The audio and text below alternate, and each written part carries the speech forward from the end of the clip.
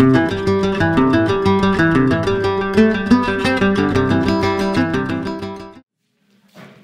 next.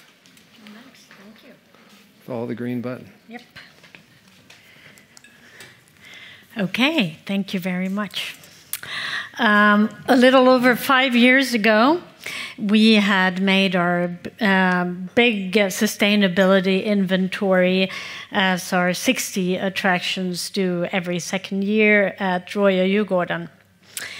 All the representatives gathered, and I was to present statistics and numbers and, you know, tons of CO2.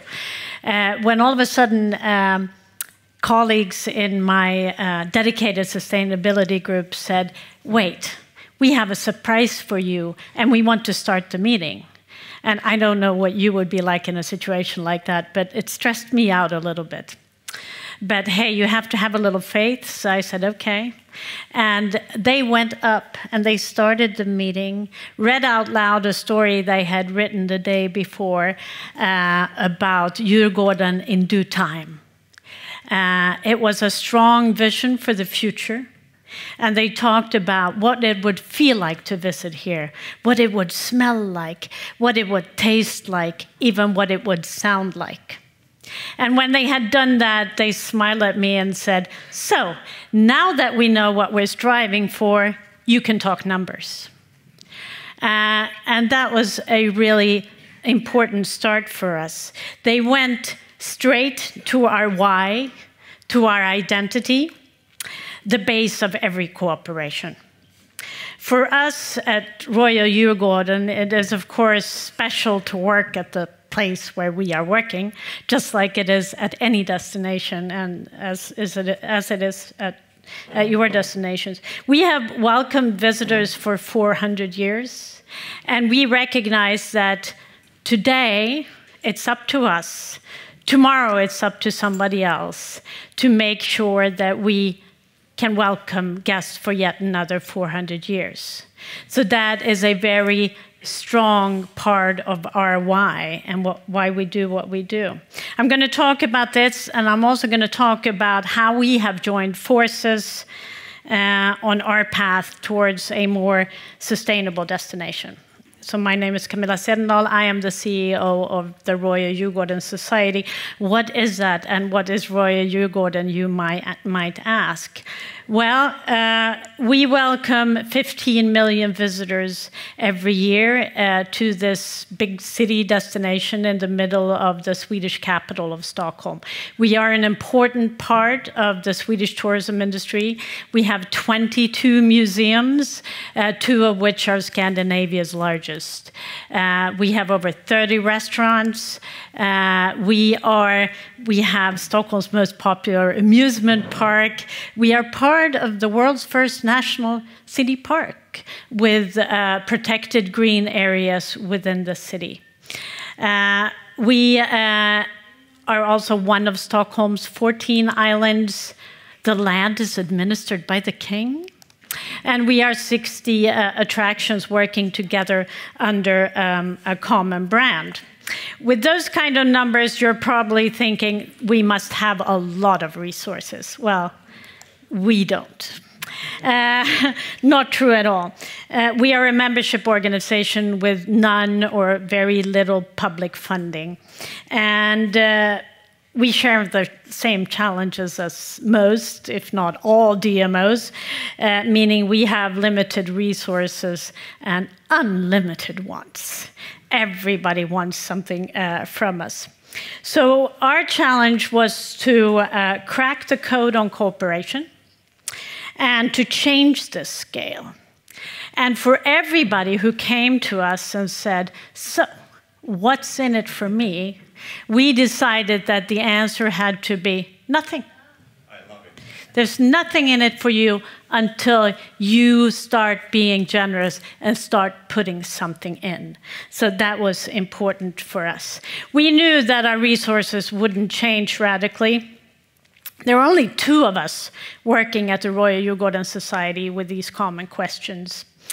But if we could get the 2,000 people on the island working with tourism, to share a common vision and work towards that, we could really make a difference.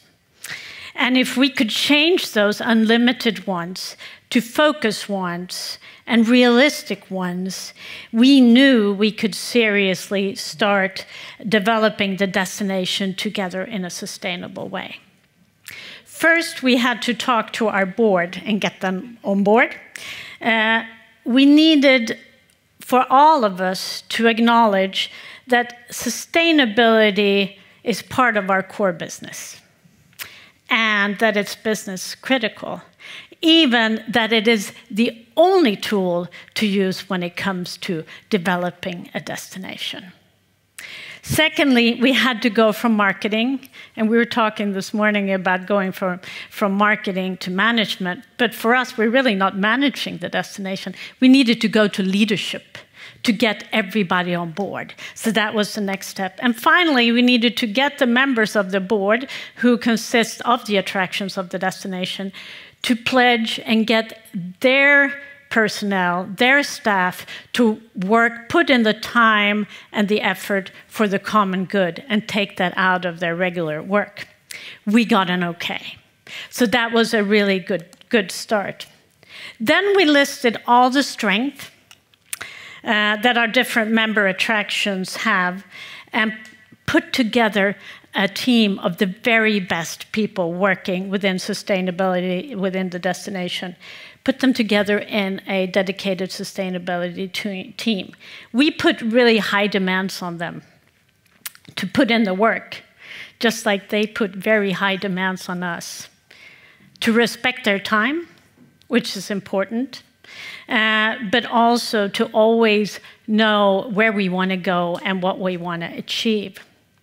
So high expectations, but last but not least, it should also be fun to work together. You should never forget that. So with the dedicated sustainability team formed, we needed a common base to align all that strength that we had gathered and set common goals. We did that through creating a value-based identity together. And as I talked about before, to know our why. Why do we do this and where are we going? Then we started to work in a structured way, always based on facts, which is really important to us. As I said, we have our sustainability inventory or audit every second year. Together with our sustainability team, we then looked at the results of that and structured and set goals. Then, most importantly, we act, of course, hopefully in a way that it would inspire others. And then we communicate and talk about our journey more than we have succeeded in this and that, but where are we going and where do we want to go together? And then, of course, we check that we actually do what we said that we would do. With the facts from the inventory, we have identified 4 areas, focus areas within which we work. The first one, we have to work outside our destinations to achieve. Fossil-free and traffic-smart. We need to work with the city and with the region and everything like that. So that's a lot of lobbying. The second 2, a sustainable food culture and an open, accessible and welcoming destination. That's what we do together. But the 4th one, which is really interesting, is to act and be an ever-going world exhibition on sustainability. That means our relationship to our guests, and I'm going to get back to that in a little bit. We have set short and long-time goals and tied them to the SDGs. And the goals have been adopted at our annual meetings, and we have actually changed our statutes so that our members are obligated to strive to achieve the goals. Otherwise, they're not allowed to be members. So how do we check that it's done? Well, as I said, through inventories, but we also meet. We gather all, we sit down, we check what we have done together, but also separately. And that's really important. We is important as a group, but to do the work, everybody has to feel an individual responsibility to achieve the goals. Otherwise, we will never succeed. So that was a little bit of a structure. I want to talk about action as well and noteworthy results. As I talked about fossil-free and traffic-smart, like most of you, we're struggling to get more public transportation. We always start with facts, as I said. A couple of years ago, we gathered a lot of money and started our own public transportation, just to get the facts needed to go to the region and say, this is something that we have to have. And this summer, a couple of years later, they actually started this very ferry line. So we're really happy about that. Another thing that I think is important for us in tourism is, of course, the relationship we have with our guests. Johan Rockström, a professor in environmental science, said that culture builds bridges between science and people. And I think that we in tourism have a really important task here. Here we can make a big difference. To have an ever ongoing conversation with our guests from all over the world. We often talk about transforming experiences. We have that in mind in our choices of exhibits. I said we had 22 museums. Here we connect to Swedish cultural heritage. I just wanted to make it a little bit exciting here. Swedish cultural heritage with modern and environmental thinking, and actually show the way and what is possible. So, did we change the scales? Is the question. I think we did. We have a really strong cooperation. We are goal-oriented. Together, we are part of something bigger than ourselves. And that gives us meaning in our cooperation.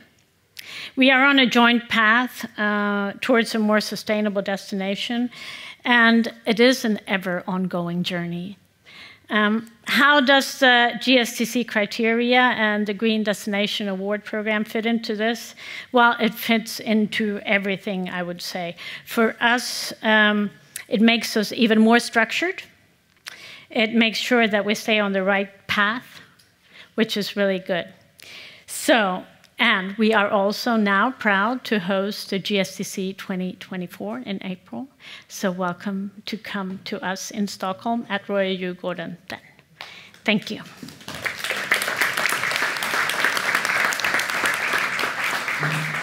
Let me just ask you one question.